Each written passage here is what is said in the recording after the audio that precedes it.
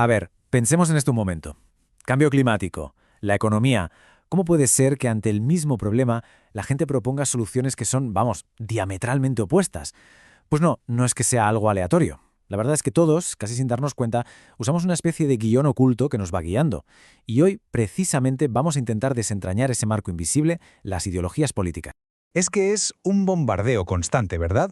Noticias, debates, polémicas. ¿Cómo se supone que procesamos todo eso para llegar a tener una opinión clara? Bueno, la respuesta no es tan simple como improvisamos cada vez y ya está. En realidad, lo que hacemos es usar un patrón, una especie de atajo mental que nos ayuda a poner un poco de orden en todo ese caos. Este esquema lo explica muy bien. Es básicamente como un mapa de nuestro cerebro político. Imagina que hay un estímulo, qué sé yo, una nueva ley, por ejemplo. Pues bien, esa ley no nos llega así, sin más. Primero pasa por un filtro que está hecho de nuestra cultura, nuestras actitudes, nuestros valores.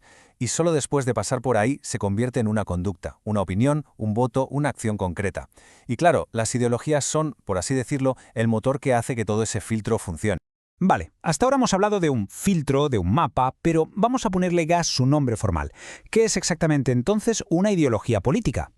A ver, el punto clave es este. Una ideología no es un simple puñado de opiniones sueltas. Que va, es un sistema coherente. Por un lado, nos ofrece una descripción de cómo funciona el mundo. Por otro, nos da una visión de cómo debería funcionar. Y, lo más importante, nos propone un plan de acción, una estrategia para pasar de ese es a ese debería ser. Esta metáfora del kit de supervivencia mental es que es buenísima, la verdad. Piénsalo, es algo que vamos adquiriendo a lo largo de la vida, a través de la familia, la escuela, los amigos, y nos sirve para interpretar ideas que son súper complejas y, sobre todo, para posicionarnos rápido. Es, en definitiva, nuestra brújula para no perdernos en el mundo de la política. Pero, bueno, vamos a lo práctico. ¿Para qué sirve realmente una ideología? Porque esto no es solo una teoría abstracta que se queda en los libros. No. Cumple unas funciones muy, pero que muy concretas, tanto para las personas como para la sociedad en su conjunto. Y aquí está la clave de su poder, de por qué son tan importantes. Lo primero, una ideología nos ayuda a poner orden en una realidad social que es, seamos sinceros, brutalmente compleja. La simplifica para que podamos entenderla. Pero ojo, no se queda ahí. También interpreta esa realidad y nos propone un proyecto, ya sea para cambiar las cosas o para mantenerlas como están. Y por último, y esto es fundamental, sirve para movilizar a la gente, para unir apoyos en torno a ese proyecto. Y claro, esto nos lleva a su función, digamos, más instrumental. Al definir una visión del mundo, una ideología, casi de forma automática traza una línea. Por un lado están los amigos, los aliados que comparten esa visión, ese proyecto. Y por otro, los enemigos, los oponentes que tienen un proyecto diferente. Esta distinción es, al final, la base de toda acción política colectiva. Bueno, pues ahora que ya tenemos más o menos claro qué es una ideología y para qué sirve, vamos a echar un vistazo a algunas de las opciones principales, a los platos fuertes de este gran menú de ideas políticas.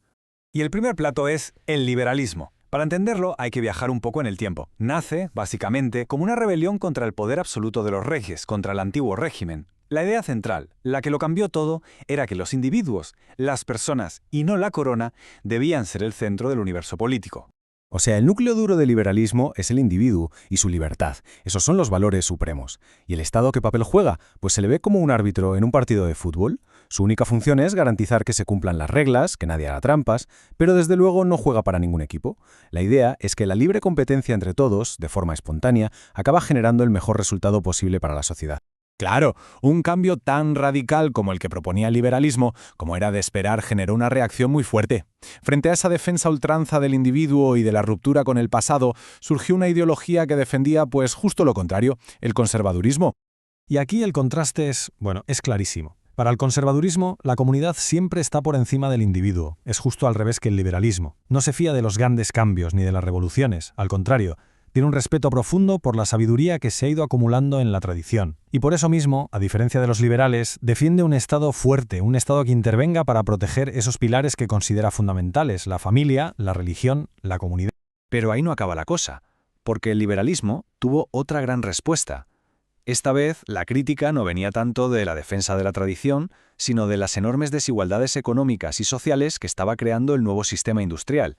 Y esa respuesta, claro, fue el socialismo. La diferencia de base es fundamental. Si para el liberalismo el punto de partida es el individuo en competencia, para el socialismo es el ser humano como ser social, definido por sus relaciones con los demás. Y por eso el valor supremo ya no es la libertad individual, sino la solidaridad, y el objetivo final es construir una comunidad lo más igualitaria posible. Ahora bien, dentro del propio socialismo hay una división histórica que es clave. Por un lado está la corriente comunista, que tradicionalmente ha defendido la necesidad de tomar el poder, incluso por la fuerza si es necesario, para anular por completo el sector privado. Y por otro lado está la socialdemocracia, que acepta las reglas del juego democrático y no busca eliminar el mercado, sino coexistir con él, pero eso sí, regulándolo con fuerza a través de un potente estado de bienestar. Por supuesto, el menú de ideas es mucho más amplio. Hay de todo. Por ejemplo, el anarquismo, que básicamente rechaza cualquier forma de autoridad o control del Estado.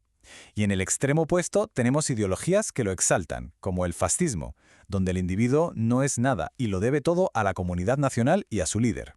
Esta idea de la nación como eje central es también el núcleo del nacionalismo. Y luego están los fundamentalismos religiosos, que proponen que la vida política se organice no según la razón humana, sino siguiendo los dictados de los textos sagrados. Vale. Hemos visto las grandes familias ideológicas, los grandes sismos. Hasta aquí todo parece más o menos ordenado, ¿verdad?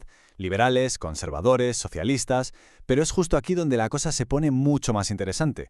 Y sí, también mucho más compleja. Porque estas grandes etiquetas en realidad son solo el principio. Nos sirven como un mapa a gran escala, pero si ahora cogemos una lupa y nos acercamos, vamos a descubrir que hay todo un universo de matices dentro de cada una.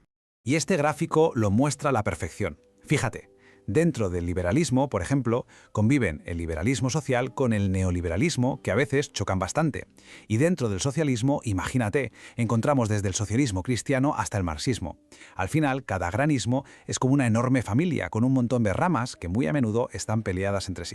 Entonces, si todo es tan complicado, ¿por qué seguimos usando estas etiquetas tan generales? Pues esta cita de Pierre Breton creo que da totalmente en el clavo.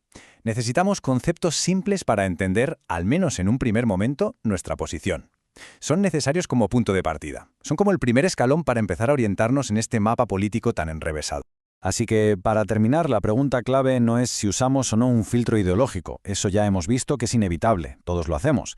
La verdadera pregunta, la que es mucho más difícil de responder, es ser conscientes de cuál es el nuestro, cuáles son exactamente esas ideas y esos valores que, sin que nos demos cuenta, están moldeando nuestra forma de ver el mundo.